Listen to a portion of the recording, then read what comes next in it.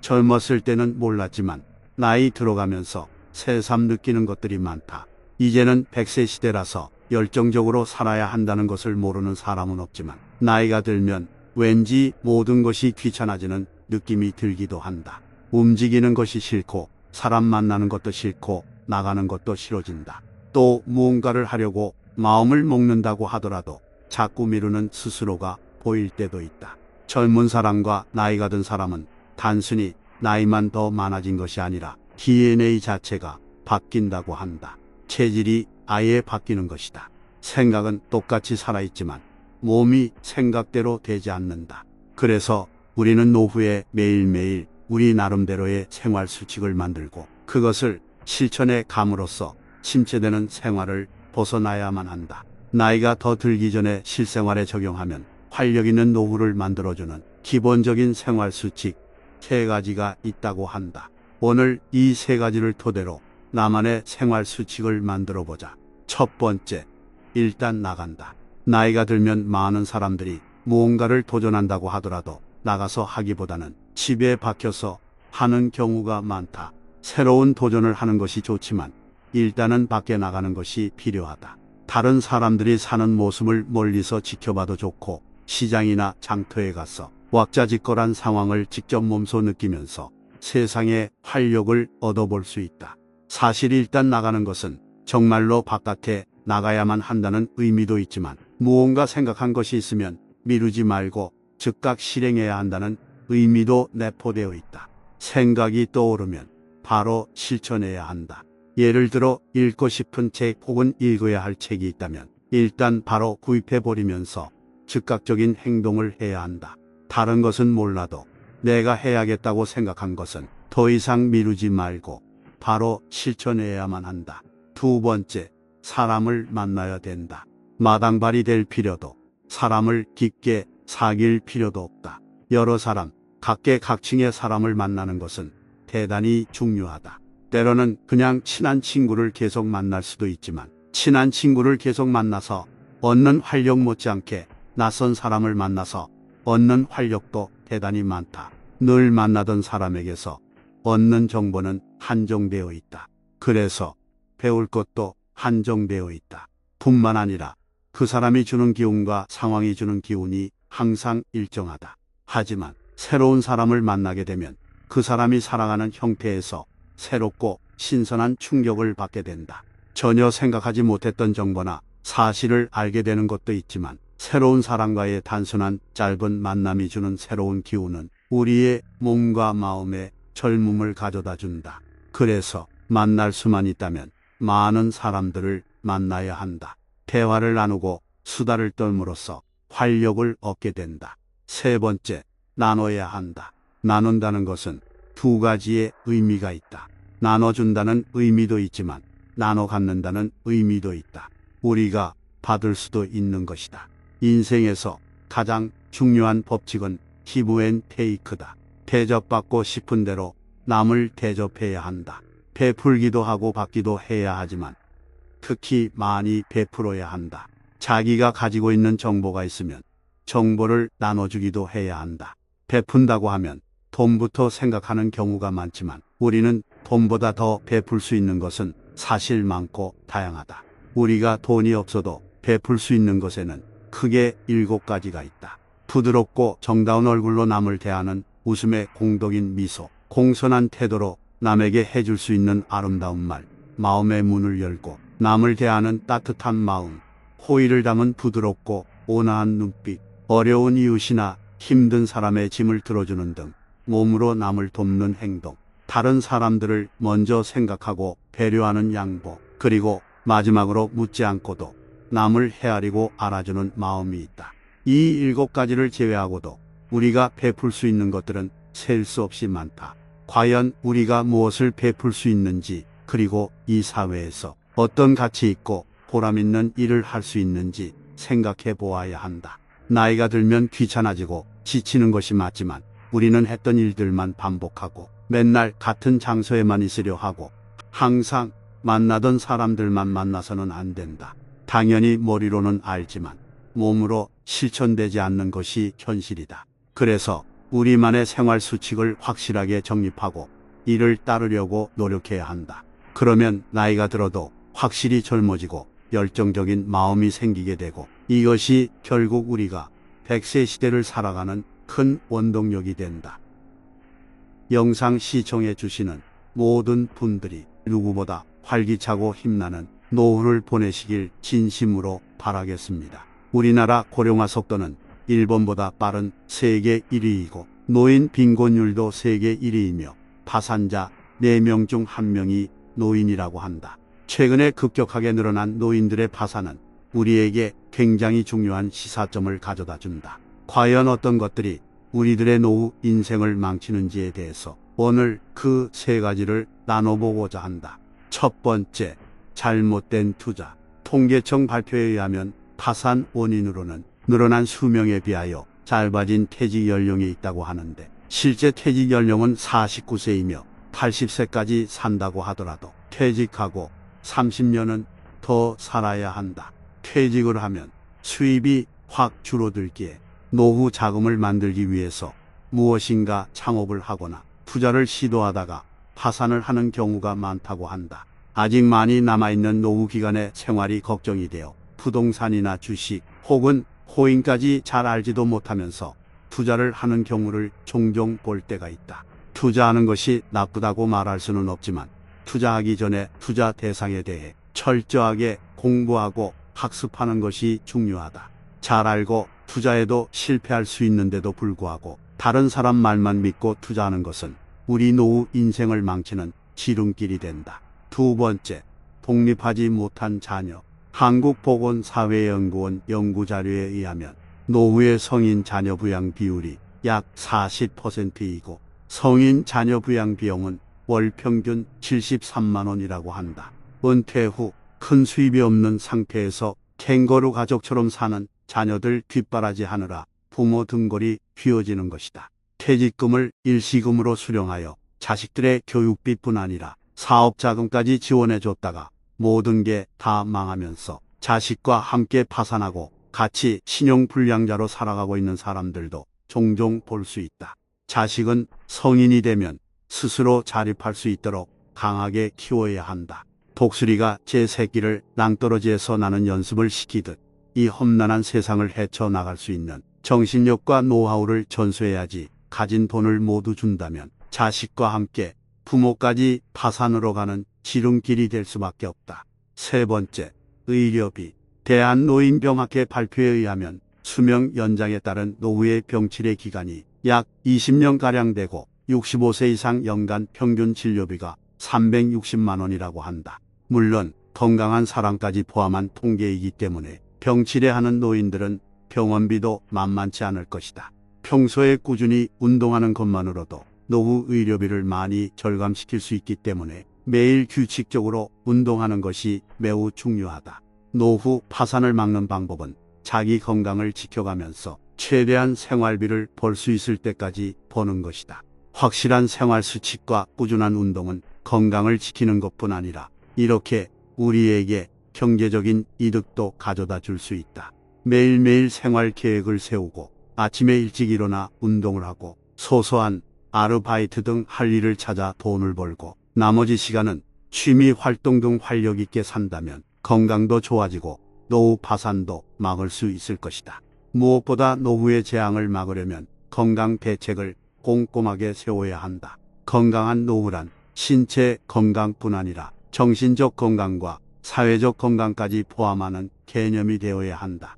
노년학 학자들은 노령으로 신체 기능이 떨어져도 정신적으로 여유와 만족감을 유지할 수 있도록 독서나 명상, 자기 개발 등에 집중하다 보면 건강도 훨씬 더 좋아진다고 말한다. 그리고 친밀한 사람들과 교류하며 살아갈 수 있는 사회적 건강도 매우 중요하다. 일본의 노후 파산 사례를 살펴보면 대부분의 파산자들이 건강을 제대로 챙기지 못하고 있다는 사실을 발견할 수 있다. 따지고 보면 연금 수입의 부족보다도 건강하지 못한 노년의 삶이 파산의 원인이 되는 경우가 많다. 또한 노후 파산을 막으려면 생활에 필요한 지출을 통제하는 것이 중요하다. 더하기, 빼기를 잘해야 된다.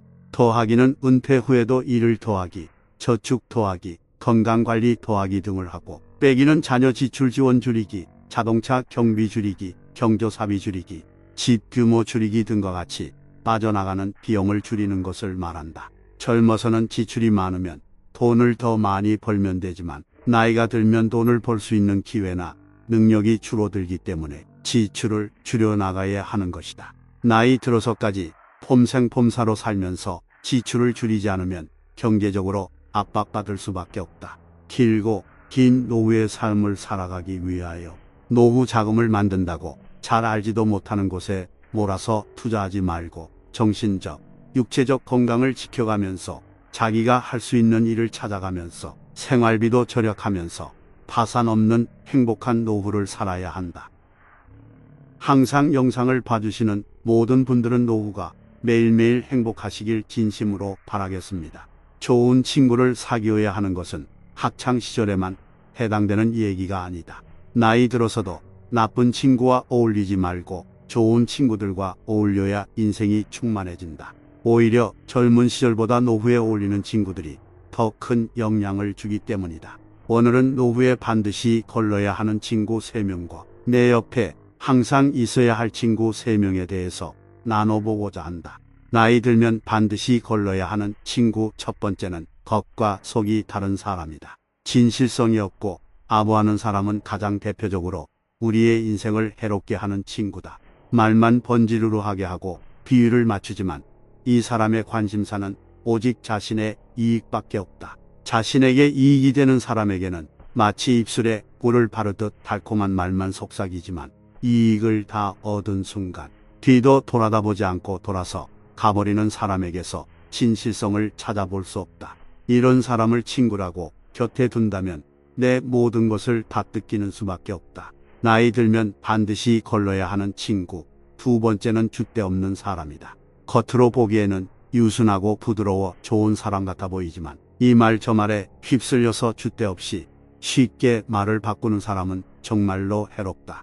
평상시에는 좋은 말도 많이 하고 좋은 관계를 유지해서 믿음을 얻었지만 자신에게 불이익이 조금이라도 닥치거나 손해를 볼 것 같으면 그때는 완전히 얼굴색을 바꾸고 다른 사람이 되어버릴 것이다. 이런 사람을 친구로 두면 뒤통수 얻어맞는 것과 같은 배신을 당하게 된다. 그냥 시간 문제일 뿐이다.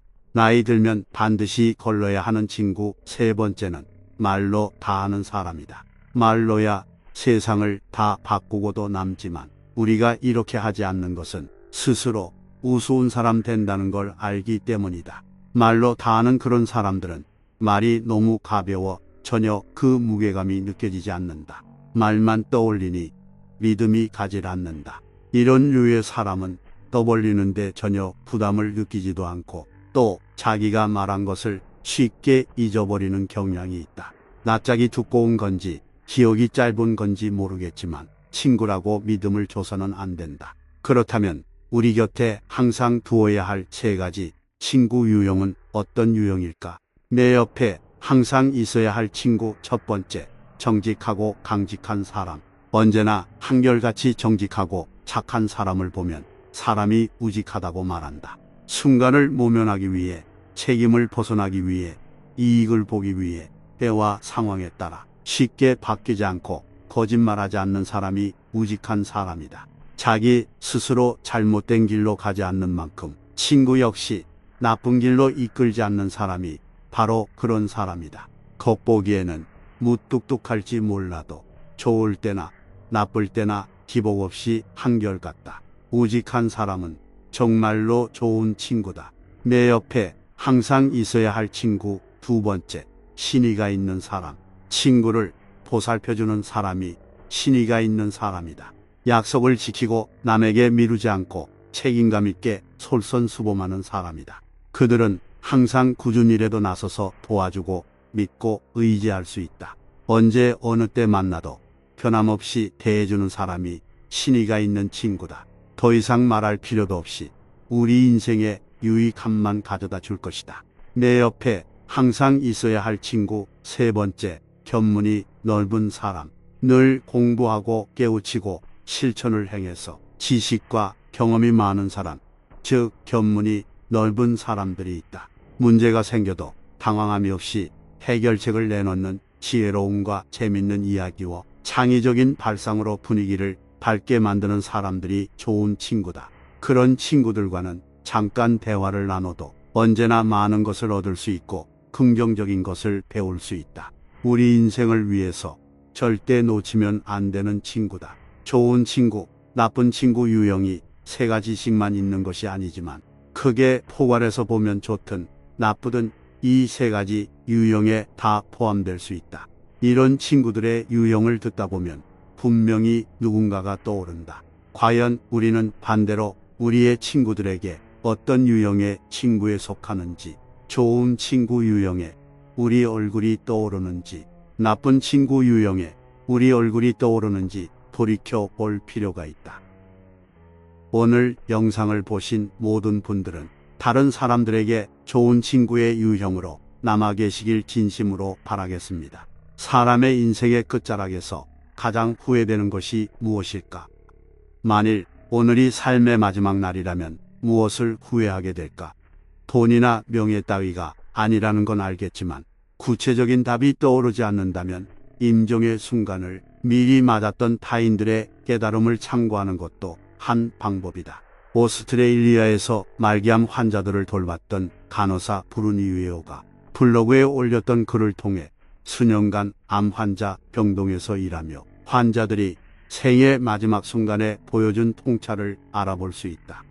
그가 지켜본 사람들은 임종 때 경이로울 정도로 맑은 정신을 갖게 됐는데 저마다 다른 삶을 살았던 사람들이지만 놀랍게도 후회하는 것은 거의 비슷했다고 한다. 지나온 삶이 파노라마처럼 머릿속을 스쳐갈 때 어떤 일들이 가장 아쉬움으로 남을까? 죽음을 맞이할 때 가장 후회하는 5가지를 교훈으로 삼아 남아있는 인생을 열심히 살아가는 우리들에게 좀 더 나은 삶의 지표로 삼아보자. 첫 번째, 내 뜻대로 살지 못한 것. 가장 큰 후회는 다른 사람들의 기대에 맞추지 말고 스스로에게 진실한 삶을 살 용기가 있었더라면 하는 것이었다. 사람들은 삶이 끝나갈 때쯤 돼서야 얼마나 많은 꿈을 이루지 못했던가 명확하게 볼 수 있었다. 인생이 자기 뜻대로 되는 사람이야 거의 없겠지만 특히나 아버지들은 가족의 부양을 위해 포기했던 것들이 너무나 많을 것이다. 그리고 어떤 것을 하거나 하지 않기로 한 자신의 선택 때문에 꿈의 절반조차 이루지 못한 채 죽어야 한다는 것을 부끄러워했다. 사람들이 좋다고 하는 길을 선택한 삶의 대가가 뼈저린 후회뿐이라면 눈치 보지 말고 자신이 바라고 좋아하는 삶을 현실적으로 어떻게 이루어갈 것인지 생각하고 과감히 행동하는 편이 더 좋았을 것이다. 그게 어떤 결과로 다가오든 자신에게 진정한 삶이 될 것이다. 두 번째, 일을 덜 하지 못한 것. 이 후회는 모든 남성에게서 나타난 공통점이었다. 그들은 회사에서 쳇바퀴를 도느라 아이들의 어린 시절과 배우자와의 친밀감을 놓친 것을 깊이 후회하고 있었다. 노년의 안정된 삶과 풍요로운 미래의 청사진 속에 나 자신을 하루하루 모질게 학대해온 세월의 미안함과 깊은 후회를 느낀 것이다. 이제껏 직장이나 사회생활을 하면서 그토록 스트레스를 받고 애쓰고 애간장 녹이며 움켜진 일들 중 지금 우리에게 유의미한 일로 남은 일은 과연 얼마나 있을까? 생각보다 많지 않을 것이다. 그러니 그것들에 무작정 휘둘릴 필요가 없는 것이니 매사 조바심보다는 삶의 여유를 느끼며 살아가야 한다. 세 번째, 화를 내지 못한 것. 죽기 전에 후회하지 않으려면 감정을 표현하는 연습을 하는 것이 좋다. 임종을 앞둔 사람들은 다른 사람들과 평화롭게 살기 위해 자신의 감정을 억누른 부작용을 지적했다. 그들은 솔직한 감정을 표현하지 못해 내면에 쌓인 냉소와 분노가 병을 만들었다고 여겼다. 아닌 것은 아니라고 나의 의견을 떳떳하게 표현하고 살았더라면 내면 속에 내 삶은 더 윤택하지 않았을까 하는 후회일 것이다. 남의 시선에 신경 쓰여서 감정을 표현하지 못하다가 용기 내어 드러냈을 때의 통쾌함과 유쾌함을 느껴본 적이 있지 않은가. 누군가는 나를 싫어하고 누군가는 나를 좋아한다. 모두에게 사랑받으려 하지 말고 자기 감정에 솔직해지는 편이 훨씬 삶을 유익하게 살아가는 방법이다. 네 번째, 친구들을 챙기지 못한 것. 사람들은 또 임종 직전에야 오랜 친구의 소중함을 깨닫곤 했다. 하지만 막상 그땐 친구들의 연락처도 수소문할 수 없는 경우가 많았다. 친구들과 단절된 삶을 살아야 할 만큼 왜 그렇게 무심했을까? 어린 시절 속에 친구들과의 추억은 꿈같이 흘러온 인생길 마지막에 몸서리치게 그리울 것이다. 연락처라도 알아두고 수시로 추억을 얘기하며 살아가는 시간을 만들어가야 한다. 5번째, 도전하지 못한 것. 직업을 바꿔볼까? 저런 취미를 가져볼까? 저 기술을 배워볼까? 세계 여행에 도전해볼까?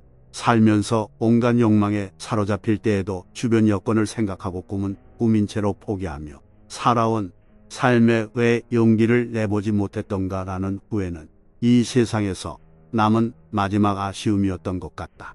변화를 두려워해 즐겁게 살지 못한 것이다. 우리는 마치 인생에 리허설이 있는 양 삶을 살아간다. 언젠가는 진짜 삶이 올 것처럼 헛된 기대를 안고 하루하루 똑같이 반복하며 살아간다. 마치 이번 삶은 대충 살고 다음번 생에 제대로 한번 살아봐야지 하는 망상이 깔려있는 듯하다. 우리는 만사제치고 인생의 본질적인 질문과 마주해야 하고 내면의 소리에 귀 기울여야 한다. 나는 이대로 괜찮은가? 이것이 내가 바라는 삶인가? 내 인생의 말미에서 한 후에는 무엇인가? 이런 본질적인 질문에 대한 답을 구하지 않으면 삶은 늘 고난의 연속일 것이다. 삶은 2번 살 수 없고 시간은 되돌릴 수 없는 것이다. 마지막으로 스스로를 좀 더 행복하게 놔두지 않은 것도 큰 아쉬움으로 남았다. 대부분의 사람들은 크게 웃고 삶의 활력소를 찾고 싶었다는 걸 깨닫고 이 세상을 떠났다. 결국 모든 것은 내일을 위해 오늘을 희생 말라는 경고로 통한다. 길을 알면서도 못 가는 건 멍청해서가 아니라 너무 똑똑해서일 것이다. 오늘 밖에 모르는 바보, 그렇게 바보로 한번 살아보자고 부질없는 다짐을 거듭해 본다. 삶에서 진짜 중요한 것과 사소한 것을 구분하는 지혜를 발휘하며 살아가자. 그러기 위해서는 오롯이 나에게 집중하는 시간이 필요하며 때론 이기적으로 보일지라도 자기 자신에게 몰입하는 태도가 필요하다. 자기 자신을 최우선으로 여기는 이기적 본성을 긍정적으로 활용하여 마침내 오직 한 번뿐인 내 인생을 소중하고 행복하게 꾸려나가야 한다. 인생의 끝자락에서 조금이라도 덜 후회하기 위한 삶을 생각하는 시간이었습니다. 오늘 영상을 보신 모든 분들의 인생에는 후회가 남지 않기를 진심으로 바라겠습니다. 지금부터 30년 후인 2050년경이 되면 평균 수명 100세 시대를 넘어 120세 시대가 열린다고 한다. 지금부터 30년 전 1990년대의 평균 수명은 75세쯤이었다. 정열적이고 건강한 삶을 사는 지금 시기가 60부터라면 앞으로는 100살이 정열적인 시대가 된다는 말이다. 이제는 단지 오래 사는 것보다는 얼마나 건강하게 오래 사는가가 중요한 시대가 됐다. 나이와 죽음 앞에서 언제까지나 승자일 수는 없다. 속도와 강도가 차이는 있지만 일단 내리막길에 들어섰다는 사실을 부정할 수 없다는 이야기다. 예컨대 운이 나빠 암이나 다른 불치병에 걸려 어쩔 수 없이 죽음으로 빨리 치닫는 일이 꼭 나를 비켜가야 한다는 법은 없다. 사고를 당해 심각한 장애를 입는 건 역시 꼭 나만 예외여야 할 이유는 없다.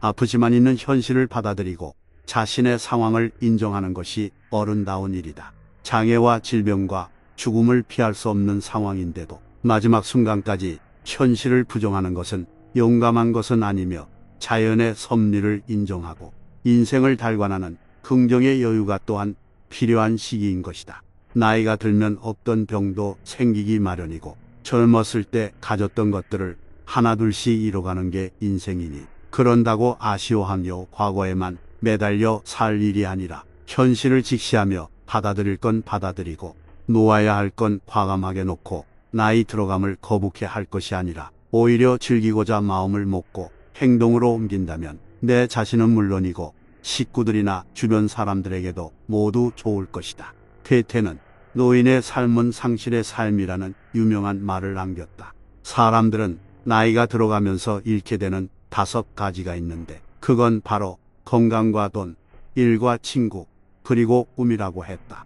건강을 젊어서 다져놓는다고 해도 나이가 들어가면서 몸은 조금씩 작고 약해질 뿐만 아니라 그러면서 병과도 쉽게 친해지게 된다. 몸이 건강하지 못하면 모든 게 다 의미가 없어지는 것이니 건강을 과신하지 말고 건강하다고 생각될 때 잘 챙겨서 건강한 노년이 되도록 해야 할 것이다.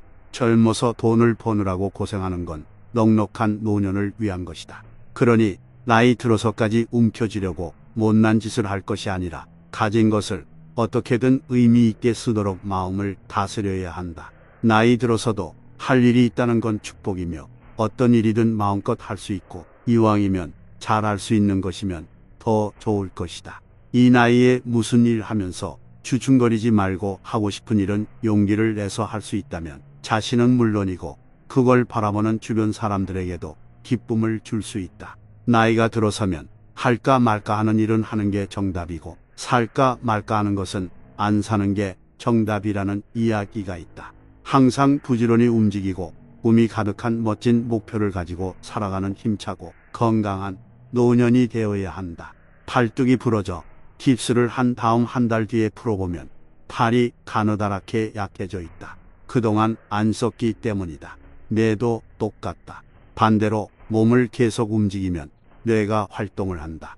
배고픈 채로 몸을 움직이면 뇌는 더 많이 활발해지며 활동하는 뇌는 사이즈가 커진다. 이는 동물 실험에서도 입증되었다고 하는데 모기를 적게 준 쥐가 더 똑똑하고 더 뇌가 크고 더 오래 산다고 하였다. 장수의 비결인 정신 건강과 행복은 어이없게도 배고프고 몸 부지런히 움직이는 것에 그 비결이 있다고 하니 명심해야 한다.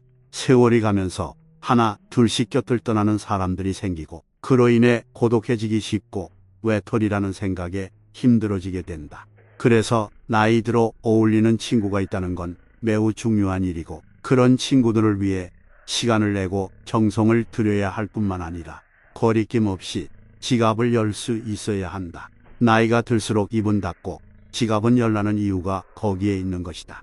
퇴퇴는 젊었을 때의 꿈이 현실적인 거라면 노년의 꿈은 내세에 대한 소망이니 그 꿈을 이루기 위해서 종교를 가지고 자기 성찰을 하는 명상의 시간을 가지라고 했다. 마음속에 들어있는 것은 행동함으로써 이루어지고 실천하지 않으면 아무것도 달라지는 것이 없다고 했으니 그 5가지에 대해 더욱 진지하게 생각하고 조금이라도 더 오래 유지할 수 있도록 해서 좀 더 풍요롭고 아름다운 황혼이 된다면 그야말로 축복받는 노년이 될 것이다. 물론 사랑하는 사람과 함께하는 노년이라면 더 바랄 게 없으며 주어진 오늘에 최선을 다하는 삶이 축복된 그날을 맞이하게 될 것이다.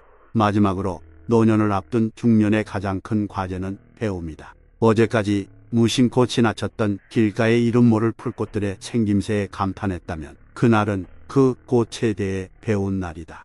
손주가 새로운 말을 배워서 할머니한테 써먹으려 할 때 그 단어가 갖고 있는 뜻을 새롭게 깨달았다면 그날은 손주를 통해 기쁘게 배운 날이다. 수십 년 동안 멸치를 넣고 끓여 먹던 된장찌개에 차돌박이를 넣었더니 맛이 매우 훌륭했다면 그날은 요리법을 새로 배운 날이다. 젊은이들이 등장하는 오디션 프로그램을 통해 과거의 노래를 새롭게 해석하는 법을 따라하고 있다면 그날은 그 노래를 새로 배운 날이다. 이렇게 하루하루 무언가를 배워간다면 매일이 새롭고 즐거운 날이 아닐까. 죽는 그날까지 아픔을 배울 수 있고 병원 생활을 배울 수 있고 진통제 맞는 법을 배울 수 있고 의사와 간호사에게 감사함을 표현하는 법을 배울 수 있고 마지막 순간 한 번도 경험해보지 못한 죽음을 배울 수 있어 감사하다면 죽는 그 순간까지 배우는 즐거움을 만끽할 수 있지 않을까. 오늘 영상을 보신 모든 분들의 하루하루가 행복하시길 진심으로 바라겠습니다. 친구라는 단어는 듣기만 해도 따뜻하다.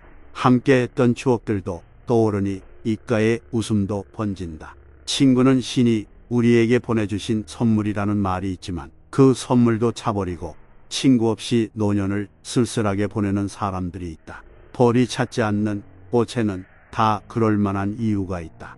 굴이 적다든지 고가루가 맛이 없어서일 것이다. 영화를 개봉했음에도 관람객이 오질 않고 막대한 자금을 투입해서 이벤트를 개최했는데 사람들이 몰려들지 않는다는 것은 재미가 없고 볼 것도 없어서 그럴 것이다. 친구 하나 없이 외롭게 사는 사람도 마찬가지로 그만한 이유가 있기 때문이다. 나이 들면 재테크보다 친구들과의 관계를 잘 유지 관리하는 우테크가 무엇보다 중요하다고 얘기를 한다. 친구는 인생 이막에 없어서는 안 될 고귀한 존재이자 무엇과도 바꿀 수 없는 우리들의 자산일 수 있다. 우리들의 행동이 친구들을 멀어지게 하는 것은 아닌지 자주 점검해야 한다. 오늘은 친구에게 외면받고 사는 불쌍한 사람들의 특징 5가지에 대해서 나눠보고자 한다. 첫 번째, 인색하다. 사람이 모이면 돈이 들기 마련이다. 신발을 신고 문 밖에만 나가도 모든 게 돈인데 친구들 만나면 교통비도 들고 밥값, 술값이 든다. 좋은 일이 있어서 기분이 좋은 한 친구가 쏠 때도 있고 또 어느 모임은 얼마가 됐든 돌아가면서 비용을 치르기도 한다. 또 어떤 모임은 십시일반 돈을 거둬 비용을 치르기도 한다. 인색한 친구는 절대 자기가 쏘는 일이 없을 뿐더러 다 같이 돈을 걷게 되는 경우에도 돈을 적게 낸다. 아무리 돈이 없다 해도 최소한 자기가 먹은 밥값 정도는 내야 되는 것이 맞다. 누가 얼마 내나 이렇게 들여다보지는 않지만 학창시절부터 늘 그랬기 때문에 저 친구는 또 오늘도 적게 내겠구나라고 뻔히 보인다. 동창들끼리 만나면 조금 늦게 와서 배고프다며 따로 밥을 시켜서 먹다가 모임 끝나기 직전에 다른 약속이 있다며 그냥 계산도 안 하고 자리를 떠버리는 경우도 있다. 돈 안 내고 가냐는 질문은 째째해서 말을 하지는 않지만 이미 사람들은 다 알고 있다. 이런 친구는 학창시절부터 나이 60이 다 돼서까지 이러는 경우가 많다. 두 번째, 절대 먼저 연락하지 않는다. 친구라는 관계가 꼭 무슨 특별한 일이 있어서 연락해야 되는 것은 아니다. 비가 와서 갑자기 보고 싶을 수도 있고 종로의 어느 골목 모퉁이를 돌다가 갑자기 보고 싶어 연락할 수도 있다. 그래서 친구가 친구인 것인데 특별한 일이 아니면 평소에 절대 먼저 연락하지 않는 사람이 있다. 친구 관계라지만 늘 한쪽에 연락하고 안부 묻고 만나자고 하고 다른 한쪽은 상대 친구의 연락을 받아 먹기만 하면서 관계를 이어온 경우가 있다. 어느 날 늘 연락하는 쪽이 어떤 이유로라도 연락을 하지 못하게 되면 이 두 친구는 영영 만날 수 없게 될 것이다. 늘 자신에게 관심을 가져주고 먼저 연락해주고 시간을 내주는 좋은 친구 하나를 그렇게 잃게 된다. 우정도 주고받아야 그 우정이 유지된다. 아쉬울 때만 연락하지 말자. 세 번째, 본인만 뒤로 쏙 빠진다. 아예 못하겠으면 처음부터 못하겠다, 못 가겠다, 안 되겠다 그렇게 말하지 않고 할 것처럼 가만히 있다가 분위기 무르익고 계획 다 짜서 본격적으로 뭔가 하려는 그 결정적인 순간에 못하겠다며 빠지는 친구가 있다. 가장 흔하고 제일 곤혹하게 만들 때가 바로 여행을 준비할 때다. 물론 정말로 부득이하게 예상치 못했던 일로 마지막 순간에 합류를 못할 수 있게 되는 경우가 있긴 하지만 이것도 파토 내는 사람이 계속 내는 법이다. 인원수 맞춰서 차량 준비하고 음식 준비하고 숙박시설 예약도 끝냈고 예산도 인원수에 맞춰 짰고 이제 회비 걷고 출발하는 것만 남았는데 뜬금없이 갑자기 자기는 못 가겠다고 한다. 전에 파토했던 경력이 화려해서 이번에 넣어줄까 말까 했는데 그래도 꼭 가고 싶다고 해서 이번엔 무슨 일이 있어도 가겠다고 다짐에 다짐을 해놓고선 다른 약속이 생겼다고 해버린다. 약속은 반드시 선약을 먼저 지키는 것이 옳다. 선약 뒤에 오는 약속은 선약을 피해서 잡아야 하는 것을 모르는 사람들이 참 많다. 네 번째, 입이 가볍다. 쓸데없이 이쪽 저쪽 말을 옮겨서 친구들 사이에 분란을 일으키는 사람이 있다. 뒷담화 하기를 무척이나 즐겨하는 부류들이 이런 짓을 하는데 때론 의도적으로 친구들 사이를 이간질하는 것이 아닌가 하는 의구심이 들 정도다. 누군가는 뒷담화를 공동체의 적이라고 했다. 뒷담화가 난무하는 곳이 모임이나 조직이든 분란이 생길 수밖에 없고 화합과 평화가 발붙일 수 없으며 결국에는 깨져버린다. 늘 남의 얘기만 즐겨하는 사람은 솔직하게 자신을 드러낼 용기가 없어서든지 아니면 자기를 담아낼 이야기가 없는 가여운 인생을 살고 있기에 남의 얘기에 열중하는 것이라 해도 그 결과는 그리 가볍지 않다. 그래서 친구들 사이에 우정 깨지고 원수로까지 지낸 사람들이 많다. 이쪽 저쪽 말을 옮기는 사람은 끝내 모두에게서 외면을 당한다. 그래야 모임을 유지할 수 있고 친구 관계도 원만해질 수 있다는 각자의 판단이 선 것이다. 다섯 번째, 남을 지적하고 잘난 척한다. 기쁘나 슬프나 눈이 오나 비가 오나 친구를 찾게 되는 첫 번째 이유는 뭐니 해도 공감이 있기 때문이다. 그런데 공감은커녕 지적질에 훈수질 그리고 잘난 체를 한다면 친구로서는 치명적인 함량 미달일 수밖에 없다. 오랜만에 친구를 만난다고 좋은 옷 차려입고 나섰는데 온갖 지적질을 해서 사람 마음을 뒤집어 놓는 친구가 있다. 그렇게 되면 만나기 전까지 좋았던 기분까지도 다 날아가 버린다. 지적질, 훈수질 좋아하는 친구들을 보면 정말로 웃긴 것이 제대로 잘 알아서 가르치려 드는 게 아니라 잘못된 정보나 편견을 갖고서 그런 만행을 저지른다는 것이다. 제대로 알지도 못하니 참기가 찰 노릇이지만 그렇다고 면전에서 맞대응하자니 같은 부류의 인간이 되는 것 같아서 차마 그럴 수 없는 노릇이다. 친구란 이 세상과 모든 사람이 나를 버릴 때라도 나를 찾아주는 사람이라고 한다. 이렇게 귀한 존재인 만큼 친구에게도 잘해야 한다. 오늘 영상을 보신 모든 분들이 항상 소중한 친구로 남길 진심으로 바라겠습니다. 사람을 만나보면 유독 재벌집 자손이 아닌 것은 물론이고 사는 형편으로 따져보자면야 서로 비슷하지만 그 사람에게서는 특별한 부티와 고급스러움이 느껴진다. 그렇다고 가방끈이 또 남들보다 긴 것도 아니다. 우리도 인생을 살 만큼 살아서 알겠지만 가방끈 길이와 인격은 언제나 정비례하는 것이 아니다. 그래서 오늘은 가진 것과 상관없이 고급스러움이 느껴지는 사람들처럼 우리가 어떻게 하면 고급스러워 보이는 사람이 될 수 있는지 알아보고자 한다. 우리는 고급스럽게 느껴지는 사람을 대부분 태도나 모습에서 느낀다. 고생이라고는 한 번도 겪어보지 않고 곱게 자라서 얼굴에 어두운 구석이라고는 하나도 없으며 옷 매무새나 머리 모양 등에서도 정성이 가득한 손길이 느껴지고 행동에서도 격조가 느껴지는 모습을 떠올리기 십상이다. 하지만 꼭 그렇게 외형적인 것만으로 규정질 수는 없다. 진정한 고급스러움은 내면에서 나오기 때문이다. 그래서 가진 것과 상관없이 또 모진 고생을 겪었어도 고급스러움이 느껴질 수 있는 것이다. 일단 그런 사람들에게서 나타나는 특징 첫 번째는 바로 단아하고 정돈된 외모다. 돈이 많아 보이고 싶어 민망할 정도로 큰 로고가 박힌 옷을 입고 소위 명품, 브랜드 제품을 들고 다니는 사람들이 있다. 진정한 고급스러움은 돈으로 만들어지는 것이 아니다. 이런 시각에서 보자면 과시하듯 큰 로고가 드러난 옷이나 물건을 들고 다니는 것은 산티와 허영심을 드러내는 것이 아닐까 싶다. 친구들이 모이는 자리에 유난히 화려하고 번잡하게 차려입고 나가는 사람들이 있다. 그런 사람들은 속이 비어있고 허하다. 정말로 멋있는 사람은 단아하고 정돈된 외모를 가지고 있다. 유행을 따라가느라 에너지를 낭비하지 않고 또 자신을 과시하기 위해 쓸데없이 겉모습에 돈 쓸 필요를 느끼지 못한다. 대신 자신에게 잘 어울리는 스타일과 색상의 옷으로 자신을 표현할 줄 알고 있다. 두 번째는 철저한 자기관리를 한다는 것이다. 고급스러운 사람에게서는 자기 관리에도 철저한 모습이 느껴진다. 얼굴은 피곤에 쪄들어서 다크서클이 깊이 배어있고 배는 풍선처럼 부풀어 올라 있으며 하체는 부실해서 거대한 상체를 어떻게 떠받치고 있을지 뒤뚱이는 모습에 보는 사람마저 불안해질 지경이라면 아무리 잘 차려입고 돈을 쌓아놓고 살아도 우아함이라고는 눈을 씻고 찾아볼래야 찾아볼 수가 없다. 고급스러운 사람들은 건강미와 활력이 넘쳐난다.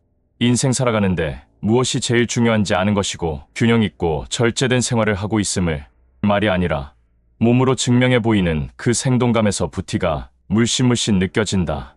세 번째, 항상 여유롭다. 고급스러운 사람들은 항상 평정심을 잃지 않는다. 화들짝 놀라지도 않고 불같이 화를 내지도 않고 또 너무 좋다고 펄쩍펄쩍 뛰지도 않는다. 한마디로 평정심을 잃지 않고 늘 안정된 모습을 보인다. 감정 기복이 거의 없고 있다고 하더라도 겉으로 드러나지 않는다. 그렇다고 좋아할 일, 슬퍼할 일, 아파하는 일에 공감 못하고 목석같이 감정 없는 사람은 아니다. 오히려 스스로의 감정 조절에 능해서 주변 상황에 휘둘려 쉽게 흥분하지 않고 언제나 차분하게 상대방의 말에 온화하고 따뜻하게 반응한다. 네 번째, 모든 사람을 존중한다. 고급스러워 보이는 사람은 상대방을 차별하지 않고 존중하는 태도를 보인다. 나이 어리다고 초면에 반말하지도 않고 자신이 손님이라고 직원에게 고압적인 태도를 보이지도 않는다. 또 불만을 얘기할 때도 흥분하지 않고 조곤조곤 이야기한다. 어디서도 무례함을 찾아볼 수가 없다.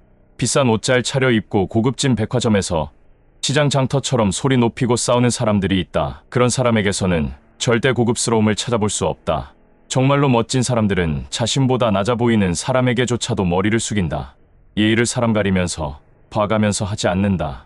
5번째, 유머 감각이 있다. 평정심을 잃지 않는다는 것으로 감정 표현도 못하고 재미 하나 없는 사람이라는 말이 아니다. 고급스러워 보이는 사람들의 여유로움은 유머 감각에서 나온다. 유머 감각이란 상황을 재밌게 생각하고 사소한 문제에 대해서도 여유롭게 대처할 수 있는 능력을 말한다. 우스갯소리나 찍찍해대고 상대방 감정 상하는 거 무시하고 여럿이서 한 사람 바보 만드는 것을 유머 감각이라고 아는 사람들도 있는데 그것은 잘못된 것이다.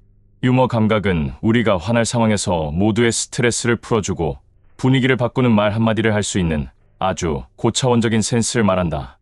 그러니 유머 감각이라는 것도 내적 수련이 부족하면 절대 나올 수 없는 것이다. 6번째, 항상 긍정적인 말을 한다. 말은 생각보다 커다란 힘을 갖고 있다. 말 한마디로 인생을 바꾸기도 하지만 관계를 돌이킬 수 없는 지경에 이르게 하기도 한다. 정말로 고급스럽고 멋진 사람들은 듣는 것만으로도 힘이 나고 기분 좋아지는 말만 한다. 곁에서 항상 긍정적인 말만 해주는 사람이 있다면 얼마나 기운차고 행복해질지 상상만 해도 기분이 좋아진다. 우리의 기운과 용기를 북돋아주는 바로 그런 사람이다. 진정한 멋은 내면에서 우러나온다. 그러니 가진 것과 상관없이 또 모진 고생을 겪어 얼굴에는 잡티 하나 없이 곱기는커녕 다 온통 주름투성이어도 사람들은 고급스러움을 느낄 수 있다. 지금껏 살아온 인생 경로와 경험이 모질고 험난했어도 그것들에 압도당하지 않고 찌들지 않고 마음속에서 정화시켜 성장했다면 거친 손마디와 깊게 패인 주름은 연륜이 되고 모두가 그것을 흉으로 보지도 않는다. 오히려 우러러보고 존경하게 된다. 마음을 어떻게 먹느냐는 결국 우리 마음을 단단하게 만들어주고 또 모진 일들도 걸러주어서 좋은 것만 남게 해주는 필터 역할을 한다. 그러니 표정과 말투 그리고 태도에서 품격이 느껴지고 고급스러움이 느껴지지 않을 수 없는 것이다. 허영심과 과시욕으로는 절대 만들어낼 수 없다. 겉과 속이 다르기 때문이다. 오늘도 영상 봐주신 모든 분들이 모두 멋있는 인생 후반전이 되시길 진심으로 바라겠습니다. 음식물에만 유통기한이 있는 것이 아니라 인간관계에도 유통기한이 있다. 사랑하는 연인들도 그렇고 함께 몸을 섞고 살아온 부부도 헤어질 때가 되면 여러 징후들이 나타나는 것처럼 친구와의 인간관계도 그만 정리해야 될 때가 되면 징후들이 나타나기 마련이다. 친구들과의 관계를 정리해야 할 때가 분명히 있다. 오늘은 친구들과 반드시 정리해야 하는 5가지 상황에 대해서 나눠보고자 한다. 분명히 정리해야 하는 상황에도 관계에 연연한다면 더 큰 상처만 받을 수 있다. 첫 번째, 자기가 필요할 때만 연락한다. 오랜만에 전화를 걸어놓고서는 어떻게 지냈냐는 물음에는 건성건성 대답하고 친구의 근황은 하나도 궁금하지도 않은지 물어보지도 않는다. 좀처럼 전화를 하지 않는 친구가 전화를 한 거 보면 급해도 아주 단단히 급한 것이다. 친구가 도움이 필요할 때 도와주는 거는 친구로서 마땅히 해줘야 하는 일이지만 자기 아쉬울 때만 전화를 하는 것은 문제다. 그러다 보니 이젠 도와줘야지 하는 생각보다는 얘가 나를 도우미로 착각하고 있는 것은 아닌지 영 마음이 편치 않다. 미안한데 이렇게 시작하는 전화는 이제는 그만 받아야 한다. 두 번째, 입만 갖고 나온다. 사람은 자기가 좋아하는 사람에게만 돈을 쓰는 법이다.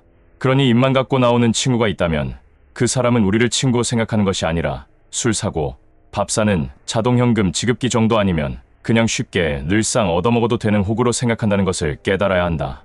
물론 우리들이 너그럽게 친구에게 밥 사는 것이 취미고 즐거움이라면 아무런 문제될 것이 없겠지만 그게 아니라면 둘 사이가 정말 친구는 맞는 건지 다시 한번 생각해봐야 한다.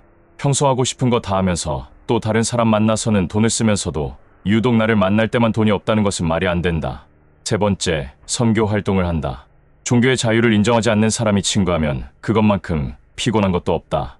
신실한 믿음을 넘어 맹신의 정도까지 이르러 세상 만사 모든 일들을 자기 믿음의 잣대로 풀어내고 그 종교를 믿지 않으면 죽어도 불지옥에 떨어진다고 협박까지 해댄다. 아마도 말을 안 해서 그렇지 믿음이 있다고 말하는 만큼 제발 선하게 교양 있게 행동을 먼저 해야 하지 않을까 싶다. 그렇게 행동하면서 무슨 종교 얘기를 하는지 창피함이 하나도 없는 것 같다. 친구 만나 우정을 나누기보다 입에 발린 선교 활동을 한다면 이제 그만 만나도 된다. 네 번째, 힘든 얘기만 한다.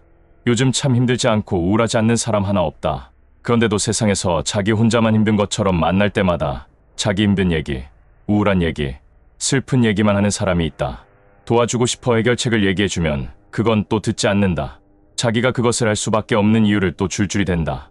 그러면서 사람 만나가지고 왜 힘들다는 얘기는 그렇게 주구장창해야 되는지 모르겠지만 아마도 관심받고 위안받고 싶어서 그러는 모양인데 늘상 그 얘기를 들어야 하는 사람 속은 손톱만큼도 이해를 하지 않는다.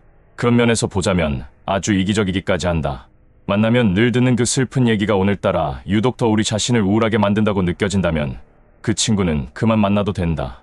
우울은 전염돼서 우리까지 우울증이 생길 수 있기 때문에 조심해야 한다. 왜 그래야 하는지 아니. 다섯 번째, 만났는데 별로 재미가 없다. 뭐라고 딱 꼬집어서 왜 그런지 얘기할 수는 없지만 만나도 하나도 즐겁지 않고 그냥 같이 있는 시간이 지루하고 밍밍하고 아주 지겹다. 그렇다면 그 인연은 유통기한이 다 된 것이다. 친구들로부터 유통기한이 만료되었음을 통보받고 싶지 않다면 우리들도 정체되어 있지 말고 새롭게 성장할 수 있도록 끊임없이 노력해야 한다. 모든 인간관계에는 노력과 정성이 필요하다. 아무것도 하지 않으면 관계의 녹이 슬기 마련이고 이끼 끼고 그러다 끝을 맞게 되는 것이 아닌가 그런 생각이 든다. 부부 사이, 부모와 자식 사이에도 노력하고 정성을 들여야 유지가 된다.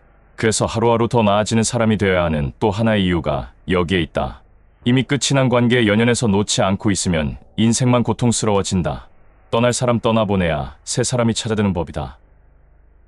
오늘 영상을 보신 모든 분들이 항상 행복한 관계만을 유지하시길 진심으로 바라겠습니다.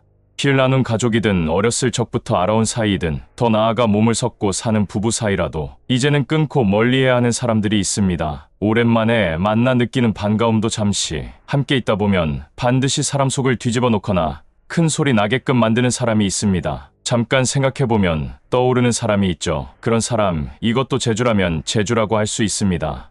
가는 자리마다 항상 분란을 일으키니 말입니다만 재주라고 인정하고 넘어가기엔 너무도 고약하죠. 사람은 고쳐 쓰는 게 아니라는 말이 있습니다. 그렇다면 방법은 하나뿐입니다. 멀리하는 게 상책입니다. 그럼 사람을 대놓고 외면하고 멀리한다고 야박하다는 소리 들을 게 겁이 나기도 하죠. 하지만 그런 걱정하실 필요 없습니다. 오늘은 우리 인생을 위해서 멀리해야 할 사람들에 대해서 나눠보고자 합니다. 그런 사람들을 멀리해야 하기도 하지만 거울을 보며 얼굴을 살피고 옷을 고치듯 우리 자신부터 이런 유형의 인간은 아닌지 살펴보는 것도 필요합니다. 빨리 끊어내야 하는 사람 첫 번째는 뒤끝 없다고 본인은 말하지만 사소한 일에도 목숨 거는 유형입니다. 조금만 불쾌해도 앞뒤 안 가리고 성을 크게 내서 그냥 지나칠 수도 있는 일도 결국 큰일로 만들어 버리는 사람입니다. 이런 사람과 함께 있으면 언제 무슨 일이 일어날지 몰라 전전긍긍하게 됩니다. 자꾸 눈치를 보게 되죠. 이런 사람은 시한폭탄과 같은 존재입니다. 다혈질이라고 표현하지만 그렇게 쉽게 넘어갈 것이 아닌 것이 그냥 단순한 성격의 문제가 아니라 자기 감정을 통제하지 못하는 분노 조절 장애를 겪고 있는 것이 진짜 모습이기 때문입니다. 이런 유형의 인간들은 자기 자신을 뒤끝 없는 사람이라고 소개하기도 합니다. 누가 성격을 물어보지도 않았는데 이상하게도 자기 성격을 먼저 말해버립니다. 이렇게 자신을 뒤끝 없는 사람이라고 묻지도 않은 성격을 미리미리 말해주는 것은 다름 아니라 나는 언제든지 수틀리면 내 마음대로 하는 성격이니까 내가 알아서 처신해라. 이런 말로 볼 수 있지 않을까 싶습니다. 다혈질 인간, 뒤끝 없는 인간 이런 사람들은 우리 인생을 위해 하루 빨리 끊어내야 하죠. 두 번째는 배려심이 하나도 없는 사람입니다. 자신이 내뱉는 말 한마디가 상대방에게 어떤 마음의 상처를 줄지 일말의 고민도 없는 사람이 있습니다. 주변 사람은 우리 보고 그냥 원래 그러려니 하고 이해하라고 좋게 생각하라며 위로를 해주지만 참 쉽지가 않죠. 사실 배려심 없는 이런 인간은 사람들과 사이좋게 어울리는 방법을 제대로 훈련받지 못한 사회화가 덜 된 사람이고 또 한편으로는 남의 아픔을 전혀 공감하지 못하는 소시오패스일 수도 있습니다. 이런 인간일수록 절대 지기 싫어하고 자기 자랑은 끝도 없습니다. 자신의 이익이라면 치밀할 정도로 집요하게 달려들기도 하죠. 세 번째는 논리력 하나 없으면서 똑똑한 척하는 사람입니다. 가만히 있으면 중간이라도 갈 텐데 논리력이라고는 하나도 없으면서 똑똑한 척은 하고 싶어 남을 비판하는 것을 즐겨합니다. 더구나 비판할 때의 그 어투는 굉장히 냉소적입니다. 본인은 아주 차가운 이성을 가지고 멋있게 비판을 했다고 착각을 하지만 성격 자체가 꼬여있고 부정적이라 한마디 한마디 쓰는 단어가 냉소적입니다. 이 사람들은 냉소적인 어투로 비판을 했으니 당연히 상대방으로부터 반박을 받게 됩니다. 이럴 때 자신의 주장을 뒷받침할 논리력은 떨어지고, 그러니 자신의 의견이 옳다고 재반박하기가 아주 궁색해집니다. 하지만 지기는 너무도 싫습니다. 그래서 하는 짓이 인신공격을 퍼붓기도 하죠. 토론이고 뭐고 이젠 전혀 개의치 않습니다. 논리의 궁색함을 벗어나기 위해서, 지지 않기 위해서 인신공격을 해버립니다. 하지만 이런 인신공격을 하는 순간 자기 자신의 비열하고 치졸한 성격이 드러난다는 것을 자신은 모릅니다. 인신공격을 받은 상대방이 생각 있는 사람이라면 그냥 속으로 무시하고 대꾸를 하지 않아 버리는데, 그럼 또 이 바보 같은 사람은 자신이 이겼다고 생각하고 우쭐댑니다. 그래서 다른 데 가서 또 그 짓을 하죠. 논리력도 없으면서 말입니다. 네 번째, 거짓말을 입에 달고 사는 사람입니다. 세상을 참 어렵게 사는 유형이죠. 잘못한 것이 있으면 털어놓고 사과하고 용서받으면 될 일인데 그 순간을 모면하고 싶어서 거짓말을 합니다. 애들도 아니고 말이죠. 손바닥으로 하늘을 가릴 수 있다고 믿는 가여운 인간입니다. 거짓말은 또 다른 거짓말을 낳게 되는 그런 경험 다들 겪어보셨을 텐데, 한 번 했던 거짓말을 숨기기 위해서는 계속 말을 만들어야 하는 그 힘겨운 시간을 맞이하게 됩니다. 하지만 그것이 익숙한 사람한테는 거짓말하는 것이 습관이라 그것을 감내해냅니다. 한 번 거짓말한 사람을 용서해줄 수는 있더라도 다시 믿음을 줘서는 안 됩니다. 본성은 쉽게 바뀌지 않는 법이라 언제고 다시 거짓말을 해서 더 세게 뒤통수를 후려맞은 적 모든 사람이 한 번쯤은 경험했을 겁니다. 다섯 번째는 자존감은 없고 자존심만 강한 사람입니다. 자존감이 없는 사람이 이 세상에서 생존하기 위해 갖고 있는 유일한 것이 자존심입니다. 자존감이 없는 사람에게 자존심이란 자기 자신을 지켜낼 최후의 보루이자 상대를 겨눌 수 있는 치명적인 무기이기도 합니다. 이렇게 자존심밖에 남은 것이 없는 사람은 늘 신경이 곤두서 있고 공격적인 성향을 띱니다.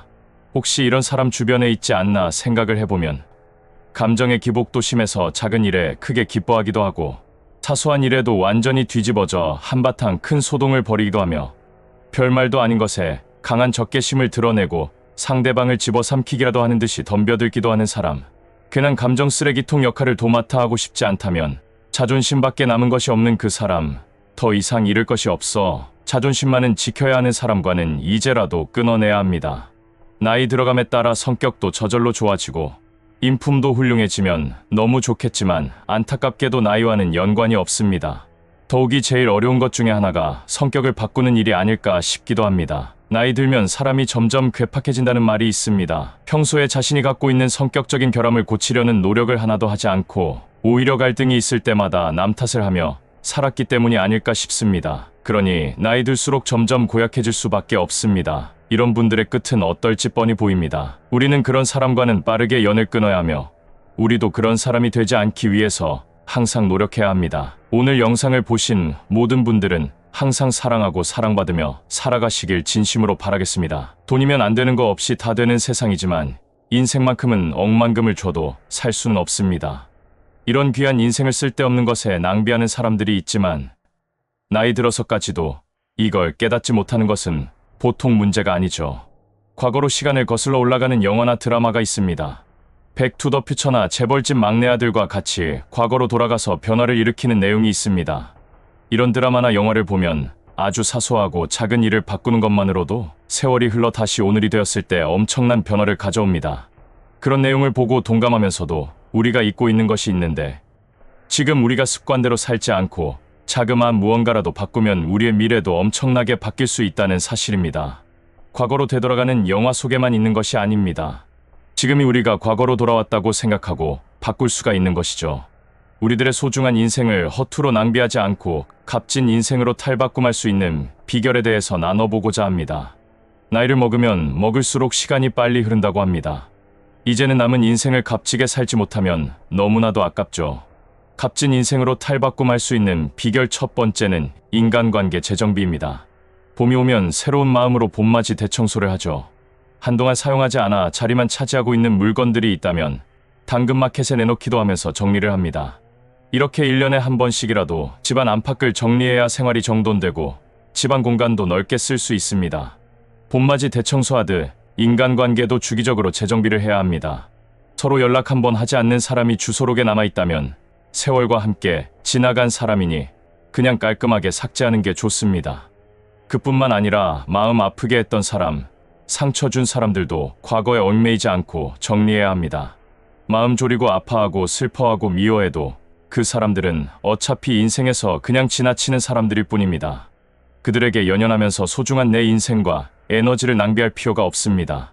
좋은 사람이었는데, 좋은 친구였는데도 불구하고 어찌어찌 살다 보니 한동안 연락을 못했다면 서로 대청소 대상으로 분류되기 전에 다시 연락해서 관계를 복원하는 적극적인 행동도 아주 좋습니다. 대청소라고 꼭 버려야 할 대상만 찾아내는 것은 아닙니다. 뜻밖의 옷장에서 입을 만한 좋은 옷을 발견하는 것처럼 옛 친구를 찾아 관계를 복원시킬 수도 있습니다. 두 번째, 아침형 인간으로 사는 것입니다. 성공적인 인생을 살기 위해서 변화를 모색하는 사람들이 제일 먼저 시도하는 것이 바로 아침형 인간이 되는 것입니다. 미라클 모닝이라는 말도 있죠. 성공담을 들어보면 대부분 아침 4시, 5시에 하루를 시작하는 사람들이 꽤 많습니다. 그런데 아침이기보다는 새벽에 가까운 그 이른 시간에 일어나기 위해 도대체 이 사람들은 몇 시에 잠자리에 드는지 그런 이야기를 하는 사람들은 찾아볼 수가 없습니다. 잠에서 깬 시간만 말하고 왜 잠자리에 드는 시간은 말하지 않을까 싶습니다. 아침형 인간으로 사는 사람들은 늦어도 밤 10시면 잠을 잡니다. 생체 리듬에 딱 맞게 생활을 하니 그 이른 시간에 맑은 정신으로 깨어날 수 있는 겁니다. 더구나 이런 생활을 유지하기 위해서는 술도 절제해야 하고 늦은 밤까지 TV를 보며 깨어있는 일도 없어야 합니다. 어떻게 보면 그만큼 자기 관리에 철저해야만이 아침형 인간으로 살아갈 수 있다는 뜻이죠. 그래서 결론적으로 아침형 인간이 성공한다는 얘기가 나오는 것이 아닐까 싶습니다. 자기 관리에 철저한 사람이 성공할 가능성이 아무래도 높으니까 말입니다. 숙면을 유도하는 호르몬인 멜라토닌이 뿜어져 나오는 시간에 잠들어야 숙면을 잘할 수 있고 피로 회복과 원기를 보충하는 데도 최고의 효과를 볼 수 있습니다. 아침형 인간은 이런 생체 리듬을 최대로 활용해서 사는 사람들입니다. 이제부터는 아침형 인간에 대한 이야기를 들으신다면 일찍 일어나는 것뿐만이 아니라 일찍 잠자리에 들어 숙면을 하자는 거라는 것을 먼저 기억해야 합니다. 세 번째, 단기적인 운동이 아닌 지속적인 운동을 한다. 운동하는 것만큼 시간을 값지게 그리고 빛나게 쓰는 일도 없습니다. 더구나 운동만큼 우리가 노력한 효과를 그대로 볼 수 있는 것도 없습니다. 운동의 결과는 노력한 만큼 보상이 잘 나오기 때문이죠. 운동으로 달라지는 자신의 모습과 능력을 직접 확인할 수 있으니 그만큼 재밌고 보람찬 일도 없습니다. 세상사 뜻대로 되는 일이 없어서 재미없다지만 내 몸만큼은 내 뜻대로 바꿀 수 있습니다. 몸을 움직이는 것은 오직 자신의 의지와 실천이 따라야 하는 일입니다. 자기 주도적이어야 한다는 것이죠. 하루하루 달라지는 몸매와 능력치를 느끼면서 우리는 성취감과 자신감을 얻게 됩니다. 그래서 성공하고 싶으면 자기 몸부터 챙기라는 말이 있지 않은가 싶습니다. 몸매가 달라지면 인생도 달라집니다. 이제는 마음만 먹고 하루 이틀 운동하고 그만두는 것이 아니라 꾸준하게 해야 합니다. 네 번째는 쓸데없는 고집과 강박에서 벗어나는 것입니다.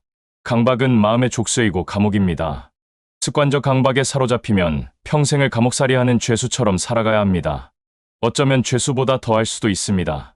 죄수는 심판을 받고 죗값을 치르는 것이니 몸은 좀 힘들어도 마음은 편할 수 있지만 강박은 불안으로 마음이 아주 힘들죠. 그러니 죄수보다 못한 생활을 하고 있는 것입니다. 우리 모두에게는 크고 작은 강박이 있습니다. 자녀들에게 훌륭한 면만 보여줘야 한다는 강박, 집안을 깨끗이 하고 싶어 계속 쓸고 닦아야 하는 강박, 흐트러진 것은 용납하지 못하는 강박, 외출한 후 가스레인지를 끄고 나왔는지, 현관문은 잘 잠갔는지 하는 불안이 머리를 떠나지 않아 외출하는 동안 내내 마음이 찜찜한 강박도 있을 수 있습니다. 습관적인 강박이 꼭 눈에 띄는 행동으로 나타나는 것은 아닙니다. 일종의 징크스라고 생각하는 것도 강박일 수 있고, 식후에는 커피를 꼭 마셔야 한다는 것도 강박의 일종일 수 있습니다. 심각한 강박 증세라면 전문의를 만나봐야 하겠지만 낮은 단계의 강박이라면 견디는 힘을 기르는 것으로 벗어날 수 있습니다. 불안과 초조함이 몰려오겠지만 오늘은 10분, 내일은 15분, 모레는 20분 이렇게 견디는 시간을 늘려가는 것으로 내성을 키울 수 있고 또 익숙한 행동에서 벗어나 새롭고 낯선 경험과 행동으로 강박의 영역에서 아주 멀리 떨어져 나오는 시도도 해볼 만합니다. 작고 사소해 보이는 습관이나 좋지 못한 관계를 바꾸고 정리하면 앞으로 다가올 미래에 큰 파장을 미치고 놀랄만한 변화를 가져올 수 있습니다. 그러한 변화는 우리의 값진 인생에 대한 행복한 결말을 만들어냅니다. 오늘 영상을 보신 모든 분들은 항상 값진 인생만을 사시길 진심으로 바라겠습니다.